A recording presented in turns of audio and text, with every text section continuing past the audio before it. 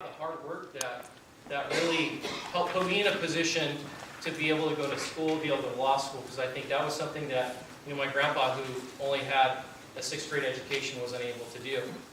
And for those reasons, my wife actually ended up in Tulare County as well, because like my grandparents, my wife, her mom came to Tulare County to find a better life for her children. She was a single mom, and she raised 4 children. My wife's the youngest, and I'm the youngest as well, so despite being the youngest, we do get along really well. And incidentally, my wife's mom was the same thing. She came and worked in the fields. That's how she got her start in Tulare County. And so I think for me to be the grandson of a man who worked in the fields and who also cleaned toilets at an elementary school, I'm just proud to be here today for that reason. And I wish my grandparents could be here to see me speak today as well. I have been a prosecutor for 12 years. I became a prosecutor, frankly, because I wanted to help people. I wanted to make a difference in people's lives. And, my daughter actually asked me on the way, we were going to drop her off at the babysitters tonight. She said, "Daddy, why do you want to be DA?" And she's 6 years old. But I told her, I said, sweetie, it's because I want to help people. That's why I've always done it. And that's why I've made a decision to be a DA these number of years, it's been 12 years. So I was very proud and happy to take a job at the Tulare County DA's office. I worked there for about 9 years. And in in April, it'll be 3 years that I've been in Kings County at the DA's office there. And so I've looking back on my career, just a lot of the different things I've been able to have an opportunity to do, it's been a lot of fun. And I can say there's so many different things, so many different cases that I've been able to be a part of that I never anticipated being a part of. That goes from one of my very first jury trials, where I prosecuted a gentleman who was in a wheelchair, electric wheelchair, and he was charged with assaulting a woman, a battery. And it turned out that in the middle of trial, I found out that the gentleman, despite the woman, the victim in that case, despite me asking her beforehand if she had said anything pejorative about this man in the wheelchair, she told me she hadn't said anything. And so I went into that trial with high expectations and hopes. And then in the middle of trial, it turned out that she actually had referred to him in a very pejorative manner, using some really strong profanities. And I didn't believe that, because I knew what she told me. I said, "Ma'am, did you actually call him an MFer?" That's what she said, believe it or not. And she said on the stand, yes, I did. Well, it took about 3 minutes for the not guilty verdict to come in. And I called my parents and told them about it, and they said, "You know what, son? We would have acquitted too." But thank goodness that wasn't my only trial. There's been a lot of other trials that I've been blessed to be a part of. And for me, it's very empowering to see the way in which justice is served, justice is done, and the way in which victims can stand up and they can make a difference in the case. And it's always powerful to me to see when people are held accountable for doing things that are wrong. That makes a big difference to me, and that's why I do what I do. Why am I running? If you don't know why you're running for office, then frankly you have no business running for office. I'm running because of my life experience growing up here. I grew up in this county, and I can tell you, growing up in this county, this was the best place to grow up. My grandparents and my parents provided a wonderful environment for us to grow up in. It was safe, and it wasn't just them. It was the community in which I grew up. And I grew up in Porterville. And when you hear the word Porterville, your thoughts, you don't always think now about a very positive place. And in fact, in the criminal justice system, a lot of times, when I first started working in the DA's office, just talking to police officers, defense attorneys, and DAs, Porterville, it's got a rough reputation now. But it wasn't that way at one point. It was a place in which dreams could be achieved, and I still believe it's a place where dreams can be achieved. But to me, from my own personal experiences, and also working at the DA's office in law enforcement, I can tell you that Porterville and Tulare County are not the same. It's not the same place anymore. It just isn't. You can throw out any statistic you want, and it is not the same place. criminally speaking, murders on an increasing scale compared to what we used to have. And I think if I want to typify it and personify it into something, I will give you this example. Growing up, my parents lived out in the country. They still live in the same house that they built in 1984. And there's a big water tower. Some of you have heard me talk about this before, but there's this big water tower on the way to my parents' house. For a number of years, when you would drive by out in the country, that water tower was pristine. The only thing you would see on it, the manufacturer's words. That would be it. The name of the manufacturer. But then something started happening in the 90s. You started seeing some graffiti, little by little on it. Slowly but surely, it started getting covered with gang slurs, profanities, all over the water tower. The farmer that owns the property, he still owns it. He painted it over it, and then over the next several months, you'd see the same result.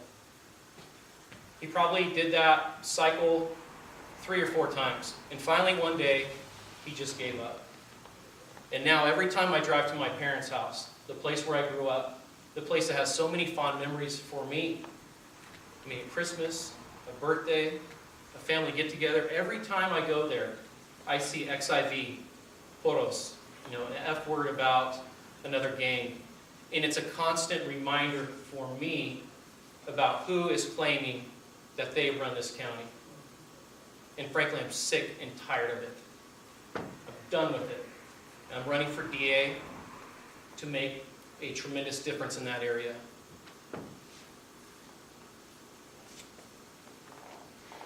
Tulare County is indeed at a crossroads right now. I see the big issues that are hitting us as follows. Number 1, gangs. Like I said, there was a time when there were no gang members that were really even known of. There might have been a spatter of a few prison gang members, but that was a few. But as time has gone on, it's grown exponentially. I remember experiencing in high school where you started seeing it little by little. And then when I finished college and I came back as a substitute teacher, I remember noticing at that point that had spread all the way to the elementary school level. I couldn't believe it. I thought to myself, what is going on here? And now it's just something that is the new normal, right? It's just an expectation that we have. I also think that another tremendous problem that we have is narcotics, frankly.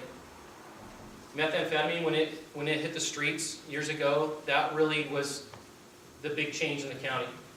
It's really affected people tremendously, and I think it's a problem that needs to be dealt with, frankly.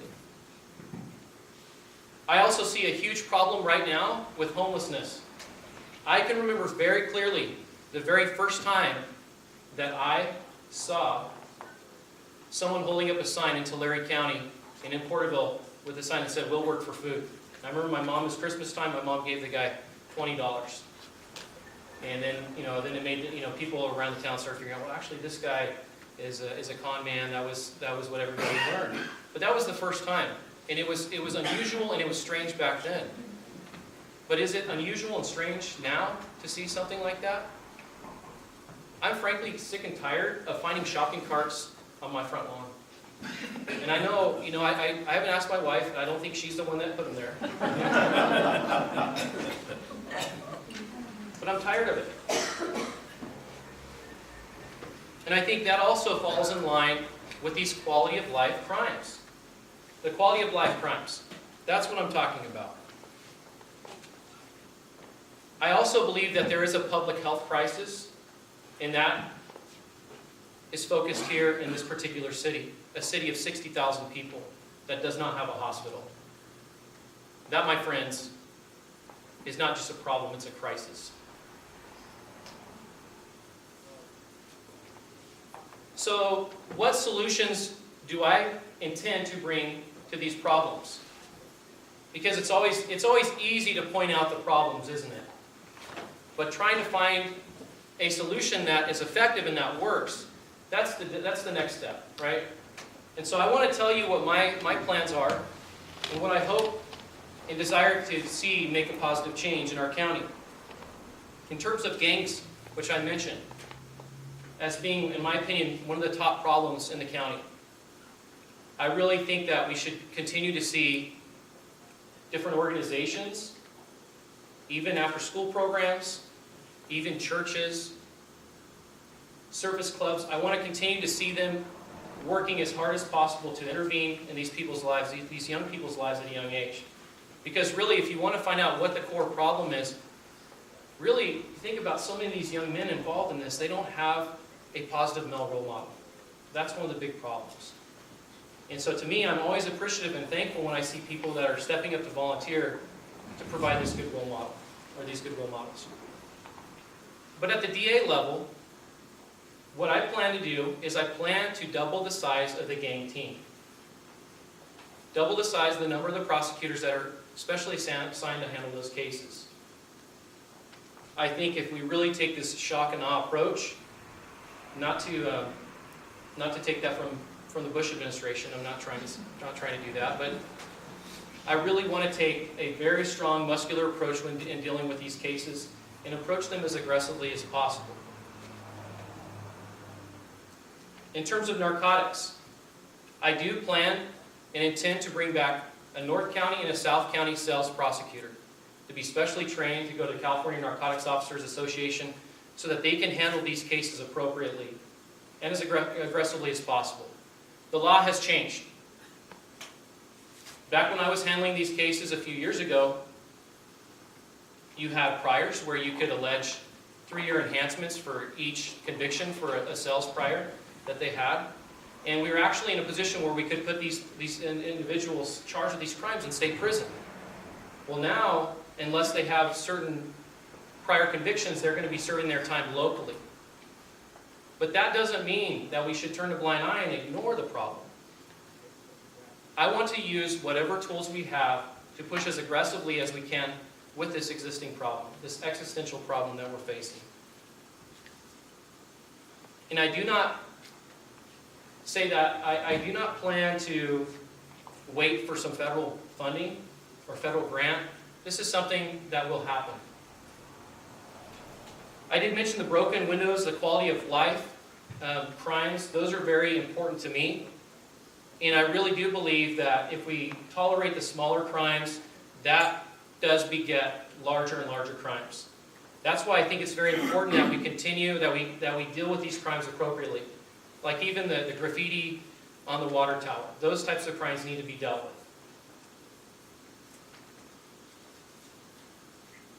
And definitely shopping carts are a blight on the community. I think even if we can approach that by contacting, I know that there's even there's a law in the books right now to even hold companies accountable for that, right? If they're not picking up their shopping carts.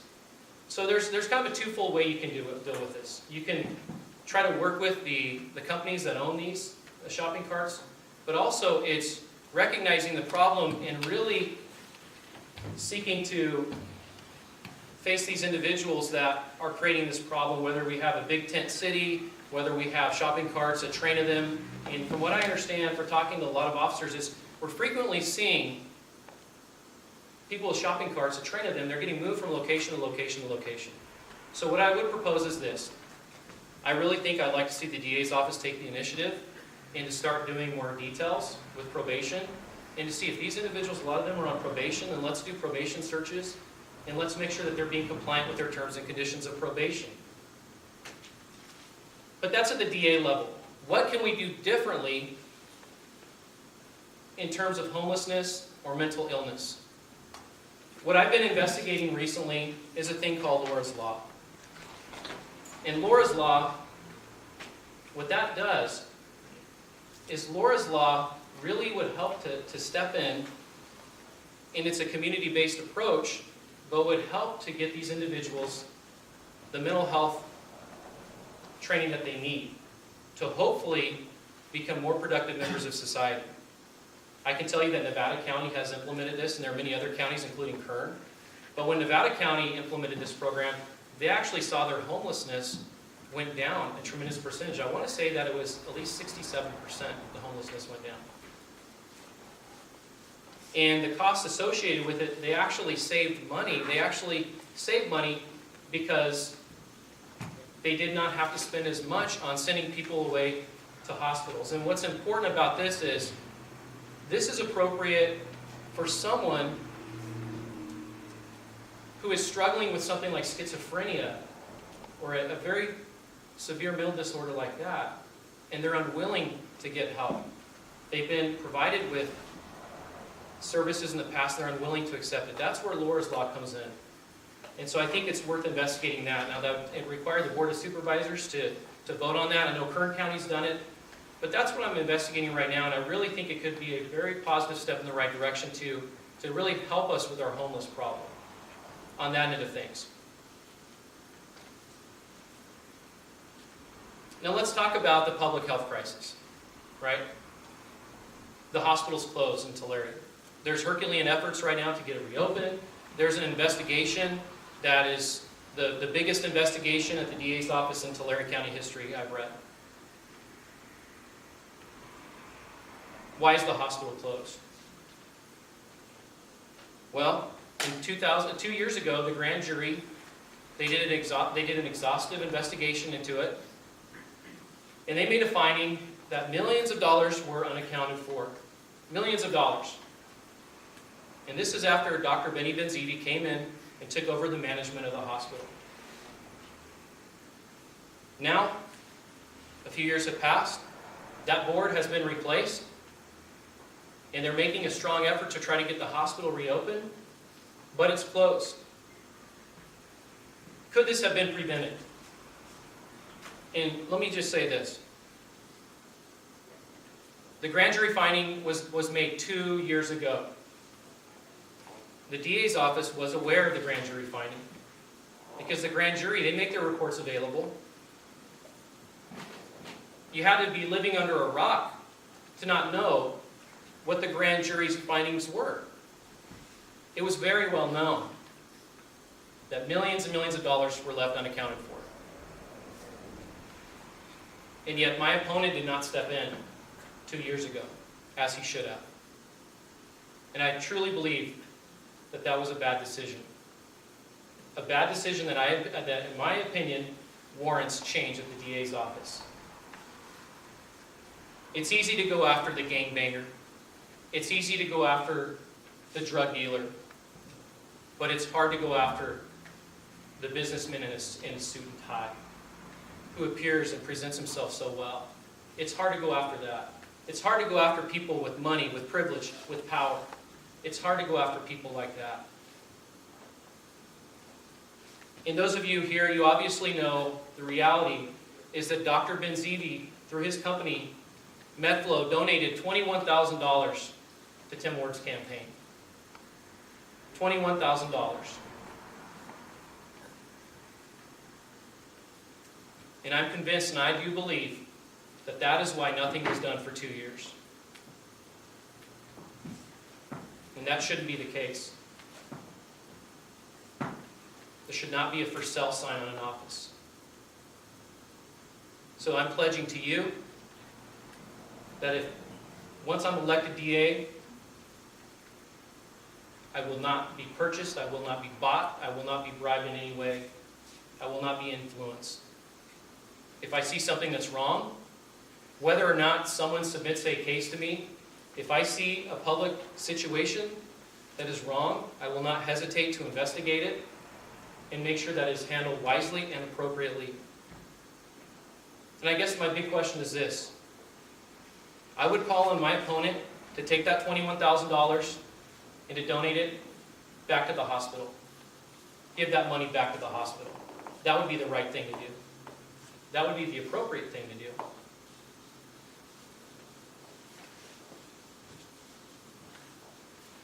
I intend to try cases once I'm elected DA. Now that doesn't mean that I'm going to push calendars every day, I'm going to try a lot of cases every month, but I think it's important that the DA, the elected DA, set the tone, set the example, and continue to try cases. And in fact, when I signed up to be a DA, I didn't sign up to be a DA just so I can sit in my office all day. I wanted to try cases. And so for me, that's something that I want to continue doing. And in fact, it's something that Even 2 weeks ago I had a trial, and I find that every trial that I do, there's always something new that you learn, there's something that is unexpected, and that's what makes it exciting and fun. Because frankly, you don't know what you're going to get in trial, the unexpected. And that can be a little bit frightening. But I do believe my opponent was on the record as saying that that's not his role, and I do disagree with that. I think that's the essential function of a DA is at its heart to prosecute cases.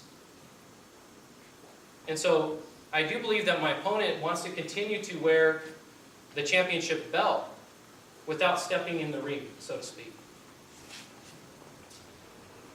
But I will pledge to you that I will continue to be in the ring. I will continue to try cases. And you know, going to trial, it is frightening at times, right? Because there's no guarantee that you're going to win. And just the other day, we had a prosecutor in our office who, she had a great case. She put on a good case. It didn't work out the way she wanted it to. That happens sometimes. But it doesn't mean that we should be afraid to try cases.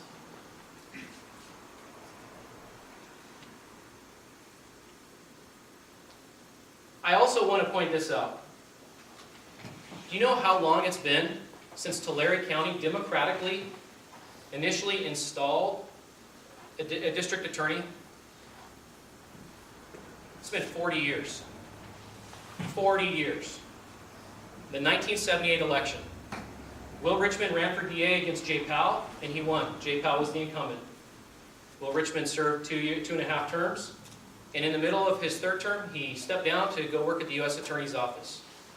Subsequently, Jerry Sevier, the public defender, was appointed the district attorney by the Board of Supervisors. Sevier finished Will Richmond's term and then was elected in his own right, and in the middle of that term, he left to become a judge. Phil Klein took over the remainder of Jerry Sevier's term, and then Phil Klein ran after that and was elected time and time again. And Tim Ward, he received his job as a district attorney by political appointment. Handpicked successor, rubber stamped by the Board of Supervisors. To me, that frustrates democracy. The people should have been given the opportunity to make that decision. When you do things like that, what you do is you create instant incumbency. You give a false advantage to that individual. And that's what happened. When I'm retired from being DA, I will not quit midterm. I will finish up my term, and I will let the voters elect the next DA. I will let them have their say. I believe in good, honest, and transparent government. That's why I'm running for district attorney. And frankly, I'm tired of the good old boy system. I'm tired of the establishment. That needs to change. That has gone on for too long in Tulare County. Too long. There are too few that control the purse strings and the power. And that needs to come to an end. And that's why I'm running for Tulare County District Attorney.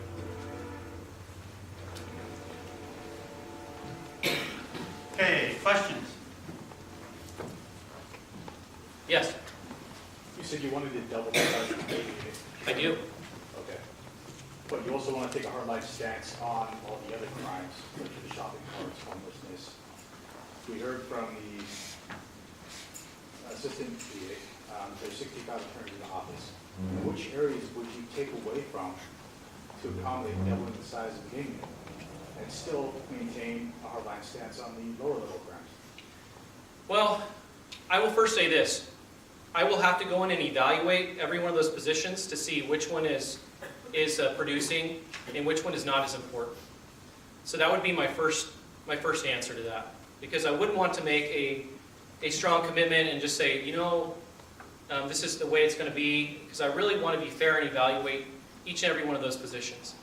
But if you want my honest opinion, I will tell you this from my own personal experience, and I told Tim this himself right before I left the office.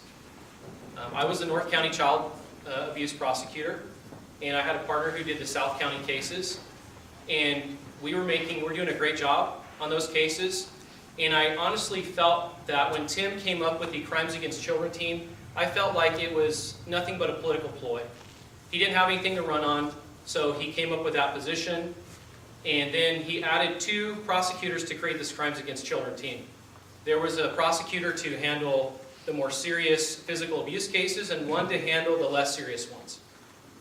Those more serious cases were being handled by myself and the South County prosecutor.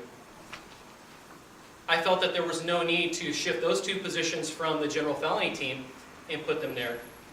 And I felt that the lower level, the physical abuse case, that was the lower level, that was more the misdemeanor type of crimes, that, in my opinion, could have been handled by the prosecution team.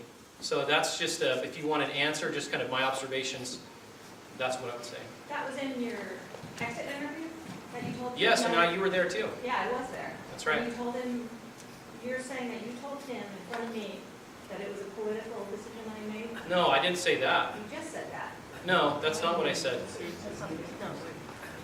I said I told him I believed it was a misuse of resources. Okay. I have a question. Yes. Because I did take over your position as the North County You did. Child Welfare Prosecutor. And how long did you have that position? I want to say it was, I don't know the exact time frame. It was short of 3 years, maybe 2 and some How many trials change. did you prosecute during that time? How many trials did I prosecute? How many child molest trials did you take to trial? Well, let's see. The very first one I did was I prosecuted Philip Trujillo. He was charged with molesting 2 different children. We took that to trial, and he received 75 years to life. So I tried that one. I also prosecuted Dennis Sneed. Dennis Sneed actually sodomized and raped a little girl. And in that case, this is the individual that, what really helped the jury to convict in this case was the unique tattoo that he had, excuse the expression, but he actually had it on his penis. I remember the case. And so in that case, he was actually convicted at jury trial, and he served 230 years. But my question was, how many, in almost 3 years, cases did you actually take to trial for child molesters? I'm going through them right now. Because I know the answer, and it was 5. It was not 5. It was. And, My entire career, I went through 5. and 5 child molest trials, yes. In my first 13 months, I did 11. Well, why don't you run for DA then? I'm actually hoping Tim will appoint me at some point. But what I want to say is, I hope they democratically elect you. do you even know the caseload that the Crimes Against Children Unit has right now that you're talking about dismantling? I did say I was going to necessarily dismantle them, but I said from my personal experience, that was one that came to mind. I want to keep my mind open and look at the statistics. And, well, I'll tell you, because I carry a caseload of 40 cases just for South County child molest. The North County child molest prosecutor has 37 cases. And the 2 people that you think don't have enough cases each carry a caseload of over 70 cases dealing with felony physical abuse and 290 violations. We're talking about sex offenders that are being found at schools that they're responsible for taking apart and making sure that they're going back to prison. So Yeah, I'm very passionate about prosecuting child molest cases, as you know. Well, you just said you gotta take away from child molest to prosecute gangs. I mean, No, and this I did not say that. Please do not put words in my mouth. I was talking about the physical abuse cases, the ones where someone spanked their kid one too many times, that I believe that the general felony prosecutors are good enough to handle those cases. But what you're missing the point was, the entire creation of that team was to create specialized prosecutors that could see the issues and deal with these cases, and they're making strides. The difference between when the Crimes Against Children Unit was created and when it wasn't, our filing has increased by over 34%. We're able to put abusers and molesters into prison 34% more than when there wasn't that specialized unit. So I think that you're misguided in that sense. And do you even know how many gang prosecutors we have in our office at this point? I do believe that there are 4. No, there's not. There's How many 8 are there? gang prosecutors in our entire office right now. How There's many? Both 8. 8? Okay, And good. these are some of the Well, highest levels. it's gonna be larger than that, Okay. and Those come are- January, Okay. because gangs are a tremendous problem. What about Red Soul? Tim Ward was responsible, along with every law enforcement agency in Tulare County, of taking 81 of the highest ranking Norteño criminals off the street, in prison. We're talking about the highest ranking officials. How much did that cost the county? Are you kidding me? And No. They're in prison. it wasn't Tim Ward or the DA's office that initiated it. It was the No, I said sheriff's every law enforcement agency in But it was the Terry sheriff's department that Absolutely, initiated it. that sheriff's office. And how come that case wasn't did an amazing severed? job. Why were they charged altogether? You know They what? could have been It's the severed and first would have time saved a there's lot of ever money. been 57 It should have been done, but they should have been severed. I'm happy to have those members in prison, we'll say that much. Oh, I think they should be in prison too. But I think that case could have been approached differently. If you'd severed it, it would have saved the county a lot of money. Rather than talking to several attorneys that were appointed, who, one in particular, he said he couldn't even find where the discovery was. He didn't even know where it's located. He had to go through thousands and thousands and thousands of pages. What would have been easier if the DA's office had said, your guy right here, he's on this page. And it would have saved the county a lot of money. But that wasn't done. That courtesy wasn't shown.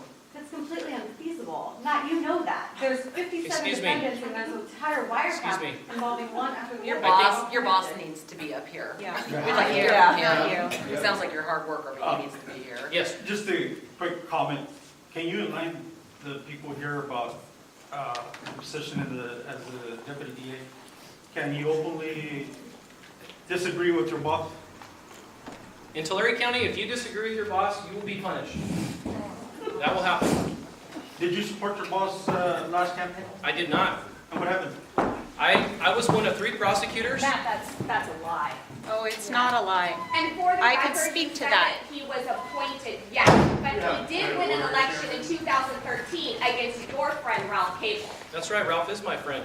Okay, and Tim won Tim the beat election, him. and that's why Tim is the DA right now. So there was an election. Tim Ward And would, people spoke. Tim Ward would not have won the election had he not been appointed. And I'll go on the record to say that. Let's break that up. Yeah, let's break it up. I find it interesting that there's no Phil Klein, Tim Ward supporters here out of the average interested citizen from Tulare. about this. Nobody There- knows about this. It's on, it's everywhere. Everywhere where? You know, maybe this should have been, maybe we should just go over to where Tim's at now, so some of the real supporters that don't work for him or are affiliated with his campaign can ask real questions. I mean, these are all just normal citizens here. I have a real You question. know, I'm not a very smart guy, and I'm not very political, but this is a joke. The way you guys are talking, and I'm talking to all of us here. This is ridiculous. We're trying to get some facts here, and personally, I don't like a couple of things you said, but that's your opinion. I don't like a lot of things that you have said, that's okay. But to act like this, I came here to get educated because I'm not very smart, and you guys just made a joke out of the whole thing. Ridiculous. Let's get some facts on the table. Definitely. I would like to ask a real question. if I may. You said that, you mentioned a lot about your desire and your want to be DA and the reasons why you feel you want it, but you haven't really given any qualifications. What's your management experience? What's your qualification to actually be the head of a department? Sure. Well, growing up in Tulare County, I can say just my own personal experience from working in the office. I always try to approach the office as a servant leader. That's how I did it. I found that in my years at Tulare County, I frequently had attorney after attorney, scores of them, come to my office for assistance. I was always willing to help. I volunteered, actually as a trial buddy for a lot of the attorneys there to help them with their very crucial first trial. That was something that's very important to me. And frankly, when Tim Ward took over, I had 2 opportunities to put in for supervisor, and I never did because frankly, I didn't want to be a supervisor in his administration. And now that I've been in Kings County, I've been there for 3 years. And so we have a elected DA there, and we have 2 managers. And when the 3 of them leave the office, I'm in charge of the entire office. I've been placed in that position for weeks at a time, and it's over the entire office. And it doesn't seem unusual or strange in that office that I would be in that position. And even aside from that, I've, the last 2+ years, if you want to call it a nonprofit organization, I'm more than happy to call it that. It's actually my church. And it was not unusual or strange that I would be democratically elected by the membership to be the chairman of the board of my church. And in fact, I was also put in a position to be elected to the chairman. I was in that position for over 2 years. I was elected to it on 3 separate occasions. And in that capacity, now, it's not certainly the size of the DA's budget, but we have a very good-sized budget, and I'm responsible to the congregation of that church. I'm responsible to make sure that the money that these people give on a regular basis of their own tithing, that it's used in a wise manner. And so to me, it's an extremely high standard to make sure that the money is used wisely. And so that's something that is not unusual to do. We come up with a budget every year. I'm always involved in a huge part of that. And I've in fact even worked with Jimmy Allen, who was the assessor of Tulare County for 4 separate terms, running the budget of Tulare County. And so he's never thought that it was unusual for me to be in charge of the budget at the church. And in that role at the church as well, we hire people on a regular basis. We deal with issues of HR. And no one at the church ever thinks it's strange or unusual that I was in that position. And I don't think that most people in Tulare County will think it will be unusual or strange when I'm elected DA. Okay, we're running out of time. So, Thank you. Well, okay, all right. One more question. Well, I just One wanted to more? make a comment that to me a lot's made about experience. You know, that's one of the reasons why I'm an independent and why I attend kind of these outer edge political events, because there's this idea that the system. Oh, come on. You want to call yourself mainstream? But when it comes to some of the political points of view, but we look at it as that's just it, the establishment. We've got the establishment here. We've got the wheels here that want to keep on turning. And any good leader that's worth his salt will surround himself with capable people. And I don't think that any, and this includes Tim Ward, you don't have to micromanage your team if you got good people on staff. But the idea that this is something that only the inside can do. You hear it from Congress, you hear it from Sacramento. You don't know how it works. You don't know how it works. So nothing ever changes. So I just kind of think that the idea about the whole, you've got to be on the inside to know how it runs is just not acceptable anymore. Okay, so we come to the end of the evening. Stick around. Catherine wants to get pictures. Thank you. Thanks for coming. Sorry. Bad moderator. I didn't realize that it would be this emotional on DA. We were able, last month we had 3 assemblymen in here, and it was, yeah, much different. So, whoa.